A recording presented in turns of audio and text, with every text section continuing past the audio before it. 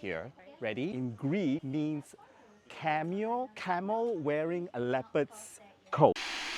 Hi boys and girls, aunties and uncle, welcome to my channel. My name is CK and my channel is Ecology. As a world traveler, I get a lot of questions asking me if I can pick one place to live, where would I live? The answer is very simple. I would definitely live in a zoo because I just love animals. I like knowing about them. I like to observe them. In this episode, I'm bringing you to explore one of the best zoos in the world, the Singapore Zoo. Opened in 1973, which at that time cost $9 million to build. The zoo welcomes 2 million visitors a year. So really the crown jewel of all attractions here in Singapore, and together with 4 other parks makes up the Mandai Wildlife Reserve. Inside this zoo is like a united nation because they have got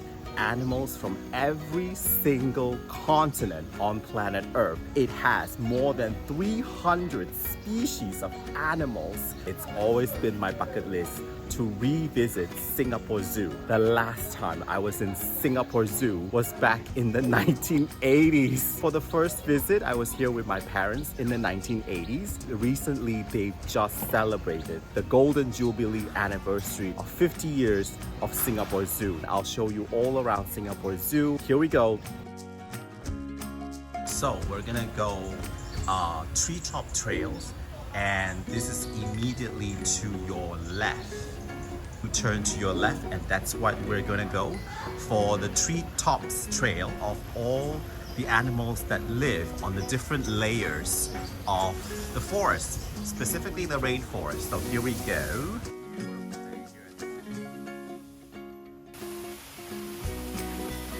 Follow this trail, and the first animal to meet us is the Siamang. The Siamang is the largest of all the gibbon species. There are currently 17 species of gibbon that can be found on planet Earth. They belong to the lesser ape family, and they are not monkeys. Siamang can travel up to 1.6 kilometers to forage for food. Now, they primarily live in Southeast Asia, Malaysia, and Thailand. Specifically, they have a big sack under their neck. The purpose of the sack is actually to help them make warning noises to fend off their enemy and defend their territory. So don't miss the Siamang, the first animal on this trail.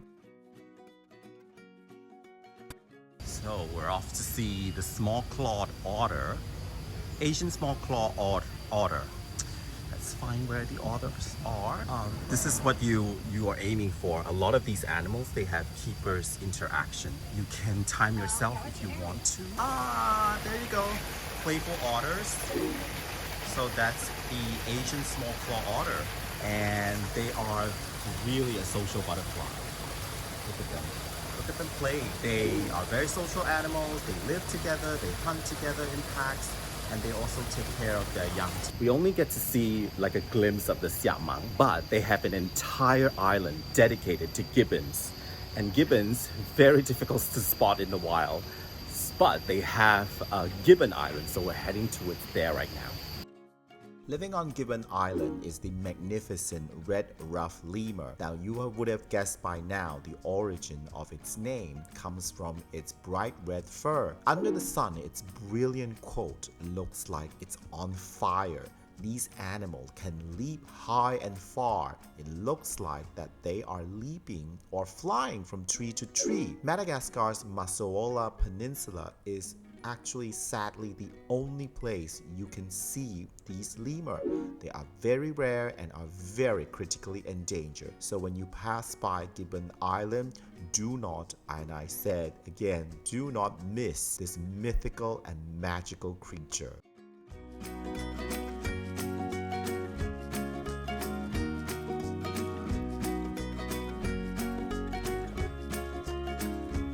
So here I am at the magnificent Orangutan Island, one of my favorite animals in the world, and I want to stop here to tell you the story of Meng Orangutan.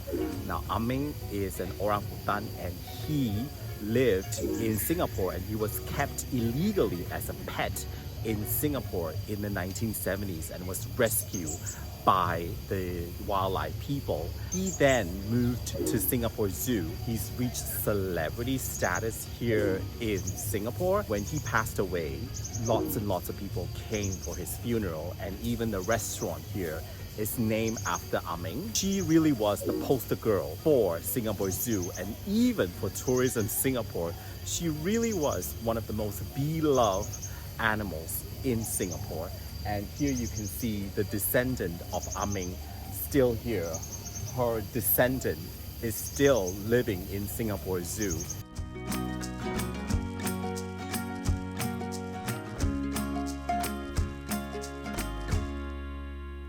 Now, just past the orangutan is the largest living lizard on planet Earth, the Komodo Dragon. I saw this legendary creature on Komodo Island itself, and I know that the Komodo Dragon is seen as the national treasure of Indonesia, and it's only given to a few countries, and Singapore certainly is one of them. It's great to see them again.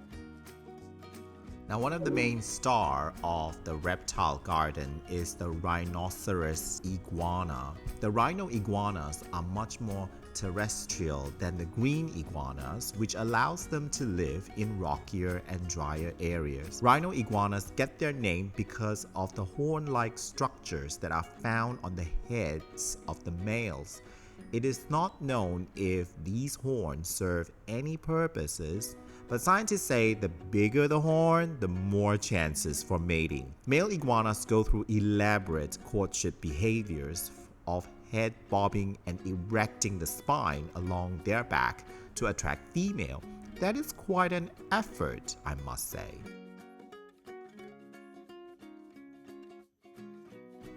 Go past the iguanas and you will arrive at Reptopia. Singapore Zoo's Reptopia is home to over 60 species of reptiles and amphibians, a third of which have never been seen here before. The multi-species display, keeper's demo, interactive station, and play elements interface makes this exhibition a most snake-tacular zone to visit. I've always wanted a selfie with a python, and I think I've got the chance. Ta-da, here's my python. But I don't know where his head is. Look, it's all curled up here. And it looks like a tree branch. It's absolutely magnificent. This, my friends, one of the largest snakes in the world. They can grow up to 10 meters. My gosh. And of course, they've known to kill human beings. Look at, oh, it's moving a little bit. It's moving with the water. Is the head over there? I don't know where the heads are. This should be the tail, so I guess the head is over there. Look how far it stretches. The time after you finish Reptopia should be 10:30. Now 10:30 is where the show Splash Safari starts. Do you love a wet and wacky time? Then these high energetic antiques, mischievous California sea lion are sure to make a splash in front of you. Come and witness the Singapore Zoo sea lion. They gracefully glide on waters, effortlessly balance a ball on its nose, as well as many special moments that will sure tickle your funny bone and tug your heartstrings at the same time. This adorable performer is sure to leave a lasting impression. They really get us thinking about how we can all do our part to save the ocean and make the oceans a safe place for California sea lions to thrive. I really enjoyed the Splash Show. It's really a must-watch. Really reminds me back in the 80s when I was here in Singapore Zoo. The first thing I saw was the sea lion, so it brought back a lot of memories. I'm heading out to the Primate Kingdom because they have a feeding time at 11. So when you finish at the Sea Lion Splash Show, come to the Primate Kingdom at 11, which is right across from the theater. Hi everyone, welcome to our Primate Kingdom Keeper talk today. We've been starting from our black and white giraffe lemur, and then I will gonna bring you to different islands along the way to show you different kind of primates all around the world. I'm keeper Kausi. Okay, at first we are at our black and white rough lemur. Even though it's giving us a panda vibes with the black and white color, round, cute, adorable, but they are not a panda species. They are lemur species. Our King Julian species, yeah, our King Julian is a. They are from Madagascar, and unlike other all male-dominated primate island, here we see a female-dominated society, which means here all is queen control. The female is the leader over here. Yeah, when you guys compare the both sides, right, the one look bigger is the female. Okay guys, now we are at our Debraza Monkey Island. Just I mentioned family troop, right? But it's my keeper, I don't know. The thing is about them is Debraza monkeys, right? Old world monkeys. So we have here 3 babies. The last born is still young, who's still clinging to her mother crochet. Black and gold howler monkey and white-faced Saki monkey island. Look at the small monkeys over here. Yeah, it's called the white-faced Saki monkeys. Whereas the howlers over here, I mean, on the top of shelter, they call howlers. These 2 primates, we have a term what we call sexual dimorphism term, which means we can tell either it's a male or a female based on their coloration features. You can see the small head over there and the feathers. Yeah, it is all a cotton structure already. Looks so cute, right? One of the world's smallest monkey. The thing about them is they are kind of have a good bonding with the family. Like, if there is a baby born, the baby will be carried by mother, next day by father, then brother, like they have a good bonding with each other. And they have an emotional bonding with each other too. Like, example, we want to separate one sister from another one in order to give medication or what, right? The other sister who's well, she won't eat until her sister comes back. Guess how many colors they got? 4, 5, 6. Okay, good guys. The thing is, I understand because the monkey is kind of far from us, where we can't tell each and every color. Actually, they have 7 colors. The 7th color is really hard because, like, above their eyelid, exactly like a girl wearing an eyeshadow like that. They have the beautiful, pretty eyes. And then our two gliders over here, you guys can see they have a big tummy. So you guys can think instead of fat or obese, or people feeding them a lot, why they have big tummies? Even though it's not bigger than mine, but for them it looks so kind of big also.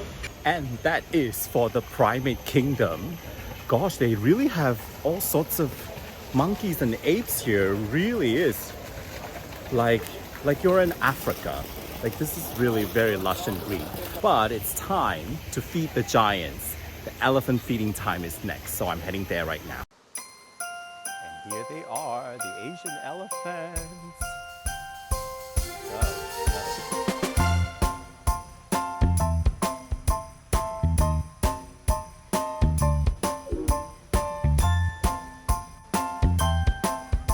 Okay, she is 55 years old and she's our oldest elephant. Okay, and she's the leader of the herd over here at the Singapore Zoo. Someday, one of our Malaysian Indian elephants, she's right back at the stable, she's having a good rest and a good feed. And over here, you can see what Ethan is doing. Okay, she brought down this whole log and now she's pushing it back again. Okay, look at Aprila. She thinks she's an helicopter. And said, okay, so they do need a good shower as well. And also, why do we wash them? Why do we actually get them to lie down inside the water and shower them?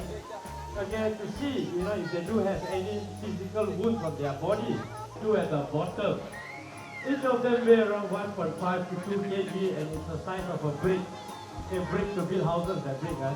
So you all will actually know. They all know which fruit and elephant digestive system, they're all very, very strong. Okay, that elephant show I thought could be more creative, but it was fun to see the elephants. Few of them are Malaysians, so same nationalities as me. So it's great to see the elephants. That is really the first half of the day. And now we break for lunch. Watching all these animals eating, it makes me really, really hungry.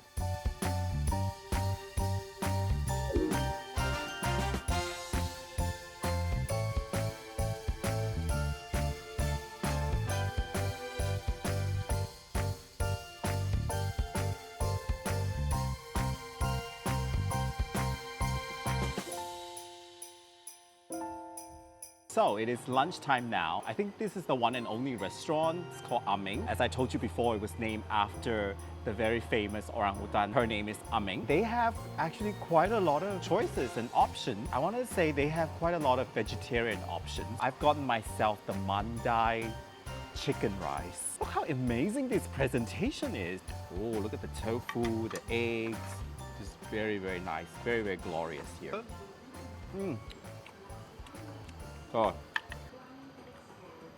The rice, very fragrant.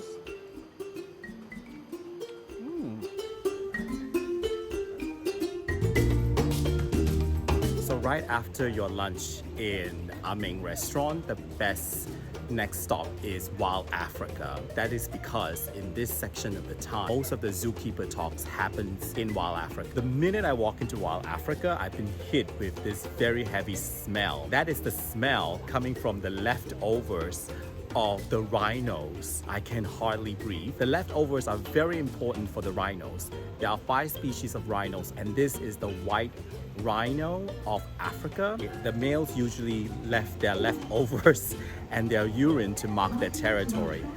And what the female does is, the female will smell. With that smell, they will recognize how old are the male and how desirable are the males. Now the rhino is, of course, hunted for their horns, and they've really been hunted until extinction. And people think that their horns have like superpower, like medicinal value, but actually it's just like our hair and our nail. It's made out of keratin. It's really nothing special. That's why I don't know why people pay millions and millions just to get their horns. Each zebra has different stripes. It's like our fingerprint. It's very, very unique and very different. And for instance, on my left-hand side here, his name is Mayo. And Mayo has a little small white heart just under his neck. And that's how zookeeper keep them apart from this small little distinct of stripe that they have. Fun fact, is a zebra black with white stripe, or are they white with black stripe? Well, the answer is a zebra is black but with white stripe. So that's usually what people get wrong. They are not white with black stripe, but they are black with white stripe.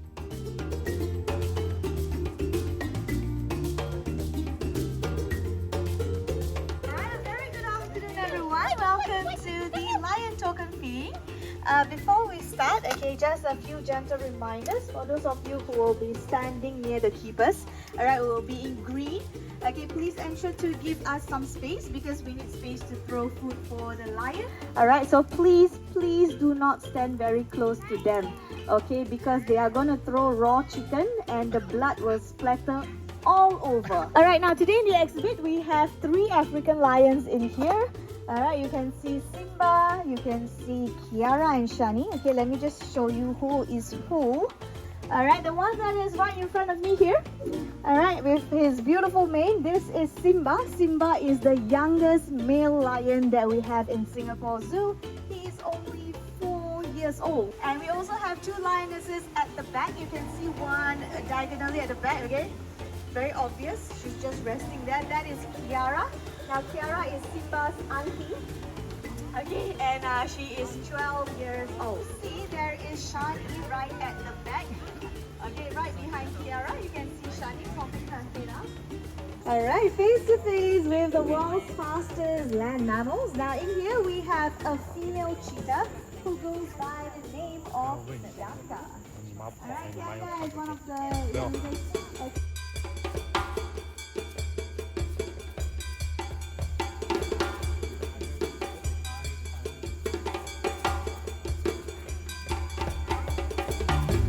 I am very excited to see this next animal, the symbol of Malaysia, the Malayan tiger. So excited to see, and they have feeding and talk time right now. Can you imagine a more magnificent animal than the tiger? I cannot. I'm fascinated by them. So this map shows you all the species of tiger and where they live. You have the Siberian tiger that lives, of course, the very east part of Siberia. There's the South China tiger, so legendary, but they don't live in China anymore. They live in like small pockets of Vietnam. And the Indo-Chinese tiger, mostly in Thailand and Indochina. There is also a Bali tiger that I never knew that lives in Bali. Of course, the Javanese tiger, Sumatran tiger, and that's my pal here, the Malayan tiger.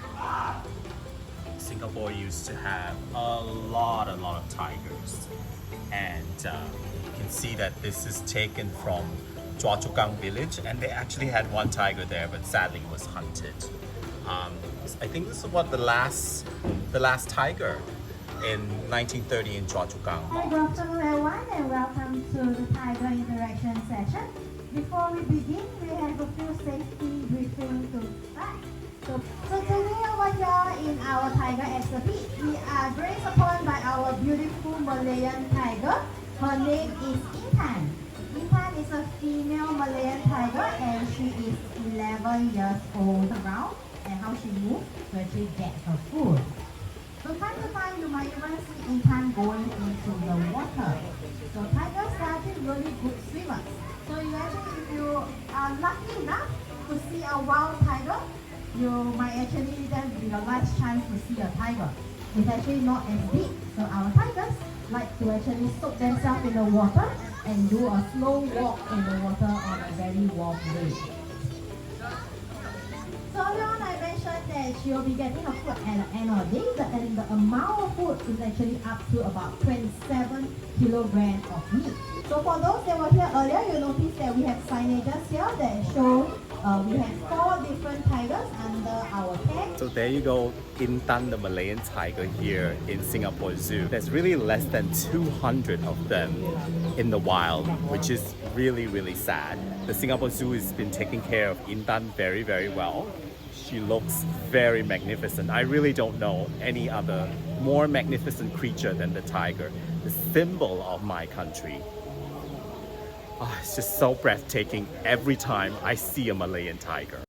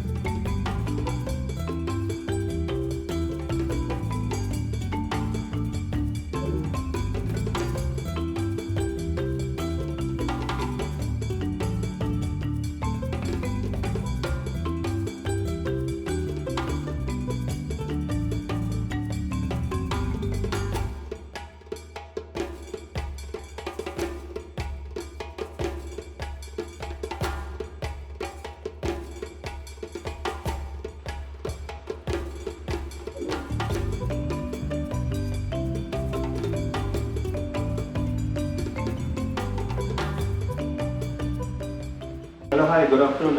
From Singapore Zoo. My name is Kevin. I'm the Primate Keeper here. Before I start our people T-Tech section, we shall be the Primate Care in Singapore Zoo. Okay, before the animals comes out, let me introduce these guys that don't have their Celebes Crested Macaque. Okay, they got their name Crested Macaque because of the unique mohawk hair which they have. Okay, so when they come out, you guys can at least see why they have been got again Celebes Crested Macaque. Okay, something about these primates are actually critically endangered primates. They are from the island called Sulawesi. Okay, you might be wondering, they are called monkeys. How come they don't have tails? They do have tails. If you look very carefully, their tails about 2 to 3 cm long only. So very tiny tail right above their butt. Alright, so some people might mistaken them for baboons because of their buttocks. As we know, okay, their buttocks actually help them to cushion whenever they sit. Okay, so the difference between the male and the female is from looking at their buttocks. So for a female, they usually have a wider pinkish butt. Usually primates are very shy away from water. Right? For these guys, whenever the weather gets very hot, especially the young ones, they usually take a dip inside the water. The first time when I saw them, I thought they were actually drowning. But I see the young ones usually climb over the highest point over there. They will actually dip inside the water to actually themselves and playfully swim around inside the water. Okay, let me share a bit about these primates. Alright, these guys are known as the Emperor Tamarind because of their unique mustache-like beard. Oh my Okay. god. They also got their name from a German emperor. That's the reason why they're known as the Emperor Tamarind. Right, we actually have 12 of them inside the exhibit. We have 6 female and 6 boys. Okay, usually in the wild, the males are usually the RIP holder. Usually they dominate the pack. But over here it's a bit different. Okay, the older the female she is in the group, she's actually the leader of the pack. Okay, so every male will actually protect the one female. Alright, up to our dominant female inside the exhibit. Her name is Peter. Alright, she's the dominant female inside. So all of the males will actually protect her. So whenever they feel spooked or any danger comes by, they will actually protect her. Oh my god, they are so ready to eat. The chimps are so ready to eat. The chimps. Oh my god, they look like Okay, hi, good afternoon. For those who just joined us, okay, we actually are sharing a bit about our primates here in our Singapore Zoo. My name is Kevin. You look at my colleague here, his name is Carl. Okay, let me introduce these primates. Okay, these guys are known as the common chimpanzee, also known as the western chimpanzee. Okay, let me introduce one of our oldest chimpanzee. His name is Togo. He's actually 53 this year. He's also the dominant male of the exhibit. If you see, when he got the sugarcane, none of the females actually went near him. Right, so Togo is the first one that actually got the sugarcane. Okay, let me introduce the other one. The one sitting right at the back. Her name is Ganga. Ganga. So Ganga used to be from the show last time when she was younger. Alright, so she knows, unlike the other chimpanzees, she knows most of her body parts whenever you ask her. So whenever you ask her to present her body part, she do it very easily because the reason why they do it because they know they will be rewarded whenever they show the body part. Female, older female also in the exhibit will be fine. Alright, the little one over there, her name is Macaque.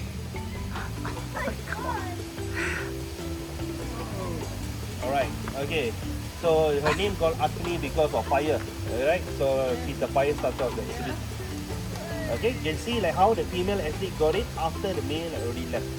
Okay, so okay, let me share a bit about these primates. Okay, these guys are actually very highly intelligent apes. Alright, they're actually closely related to us.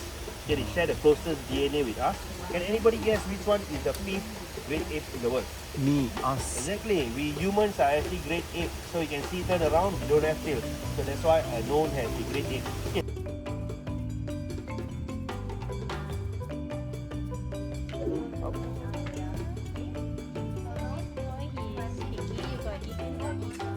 Give leaf and then the carrot. So of all the animals I want to feed today in Singapore Zoo is definitely this magical creature here, giraffe. Now giraffe's name comes from a Greek word called giraffa. So in giraffa in Greek means camel wearing a leopard's coat. And that is the meaning of giraffe in Greek. Now fun fact about giraffe is the blood pressure. Now they have twice the amount of blood pressure as human beings, and that is very obvious because of their very, very long neck, and they need their blood to reach their brain, which is all the way up here. So that's my feeding of the giraffe. Geez, I cannot believe how time flies.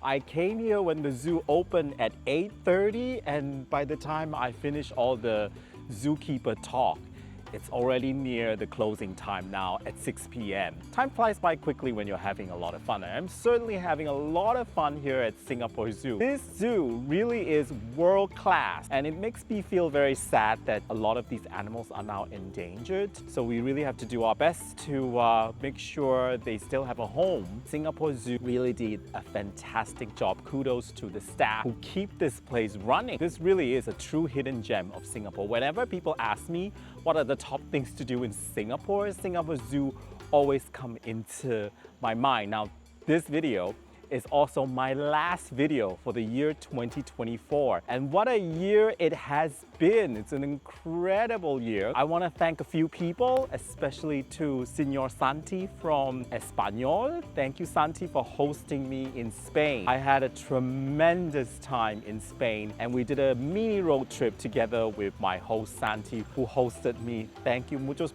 gracias, Senor Santi. And I also want to thank Chris, my friend Chris from Brisbane, who we traveled traveled a few places together and made a few videos together and made all these crazy snack videos together. I had so much fun traveling with Chris. Thank you so much, Chris. And same goes with all the other people who have contributed the content of my videos in 2024. Now, all these content are very heavily researched. I have to rely a lot on my local friends. Thank you so much to every one of you who has contributed to my content and to my video. Big kudos to you. It really teaches me the value of friendship. I cherish my friends so much. And I hope I have contributed, teaches you places to go, to eat, all around the world, from Spain to Brisbane to Melbourne to Hong Kong to Nanjing. Hope you keep on traveling, keep on exploring. I want to sign off here now for 2024. Thank you for watching this video. If you want to donate to my channel, keep this channel going, support my channel,